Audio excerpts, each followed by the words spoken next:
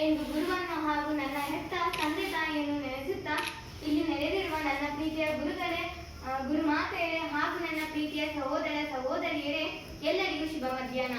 ಇಂದು ನಾವೆಲ್ಲ ಇಲ್ಲಿ ನೆರೆದಿದ್ದೇವೆಂದರೆ ಅದಕ್ಕೆ ಮುಖ್ಯ ಕಾರಣ ಇಂದು ಭಾಷಣ ಸ್ಪರ್ಧೆ.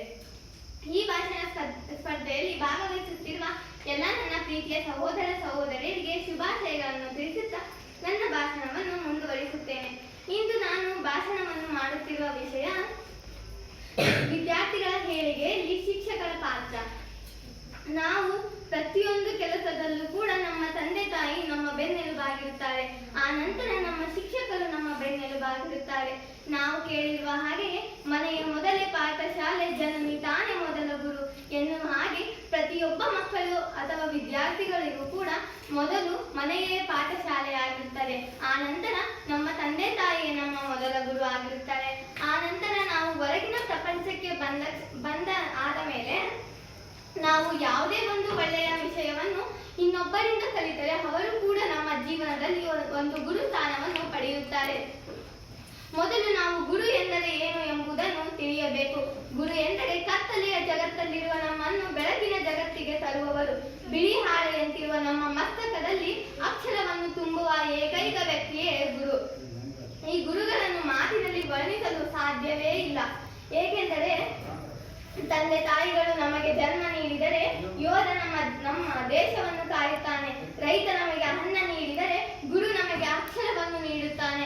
ನಮ್ಮನ್ನು ನಮ್ಮ ದೇಶವನ್ನು ಸುರಕ್ಷಿತವಾಗಿ ಕಾಪಾಡುವ ಆ ಯೋಧನಿಗೆ ಕೂಡ ಅಕ್ಷರವನ್ನು ನೀಡಿರುವವನು ಒಬ್ಬ ಗುರು. ನಾವು ಇಷ್ಟೆಲ್ಲ ನೋಡಿರುವ ಹಾಗೆ ಪ್ರತಿಯೊಬ್ಬರಿಗೂ ಕೂಡ ಒಂದು ಶಿಕ್ಷಣದ ಅಗತ್ಯವಿರುತ್ತದೆ. ಪ್ರತಿಯೊಬ್ಬರಿಗೂ ಯಾವುದೇ ರೀತಿಯಿಂದ ಮುಂದೆ ಬರಬೇಕೆಂದರೆ ಅದಕ್ಕೆ ಗುರುವೇ ಮುಖ್ಯ ಕಾರಣ. ನಾನು ಒಂದು ಕಥೆಯನ್ನು ಹೇಳಲು ಇಷ್ಟಪಡುತ್ತೇನೆ. ಒಂದೂರಿನಲ್ಲಿ ಒಬ್ಬ ಶಿಲೆಗಾರನಿರುತ್ತಾನೆ. ಆ ಶಿಲೆಗಾರನು ಕಲ್ಲುಗಳನ್ನು ತೆಗೆದುಕೊಂಡು ಮೂರ್ತಿಗಳನ್ನು ಕೆತ್ತುತ್ತಿರುತ್ತಾನೆ. ಆ ಶಿಲ್ಪಿಯು ಒಂದು ದಿನ ಹಾದಿಯಲ್ಲಿ ನಡೆದುಕೊಂಡು ಹೋಗುವಾಗ ಎರಡು ಒಳ್ಳೆಯ ಸುಂದರವಾದ ಗುಣಮಟ್ಟವಾದ ಕಲ್ಲುಗಳನ್ನು ನೋಡುತ್ತಾನೆ. ಆ ಎರಡೂ ಕಲ್ಲುಗಳನ್ನು ತನ್ನ ಮನೆಗೆ ಎತ್ತಿಕೊಂಡು ಹೋಗುತ್ತಾನೆ. ಅದರಲ್ಲಿರುವ ಎರಡೂ ಕಲ್ಲುಗಳಲ್ಲಿ ಒಂದು ಕಲ್ಲನ್ನು ತೆಗೆದುಕೊಂಡು ಮೂರ್ತಿಯನ್ನು ಕೆತ್ತಲು ಶುರು ಮಾಡುತ್ತಾನೆ. ಆದರೆ ಆ ಕಲ್ಲು ಒಪ್ಪುವುದಿಲ್ಲ. ನನಗೆ ತುಂಬಾ ನೋವಾಗುತ್ತದೆ, ನೀನು ನನ್ನನ್ನು ಮೂರ್ತಿಯಾಗಿ ಕೆತ್ತನೆ ಮಾಡಬೇಡ ಎಂದು ಆ ಶಿಲ್ಪಿಯಲ್ಲೂ ಕೇಳುತ್ತದೆ. ಅದಕ್ಕೆ ಆ ಶಿಲ್ಪಿಯು ಸರಿ ಆಯಿತು, ನಾನು ನಿನ್ನನ್ನು ಕೆತ್ತನೆ ಮಾಡುವುದಿಲ್ಲ ಎಂದು ಆ ಕಲ್ಲನ್ನು ಬಿಟ್ಟು ಮತ್ತೊಂದು ಕಲ್ಲನ್ನು ಎತ್ತಿಕೊಳ್ಳುತ್ತಾನೆ.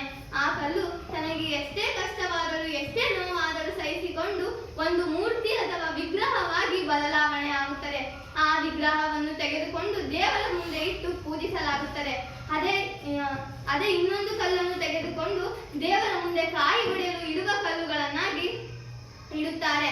ಆ ವಿಗ್ರಹವಾದ ಕಲ್ಲಿಗೆ ದಿನಾಲು ಬಂದು ಪೂಜೆ ಮಾಡಲಾಗುತ್ತದೆ.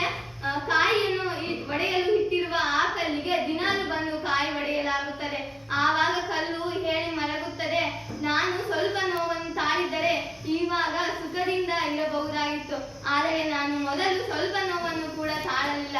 ಅದರಿಂದಾಗಿ ನನಗೆ ಇಂತಹ ಪರಿಸ್ಥಿತಿ ದಿನಾಲೂ ಇದೇ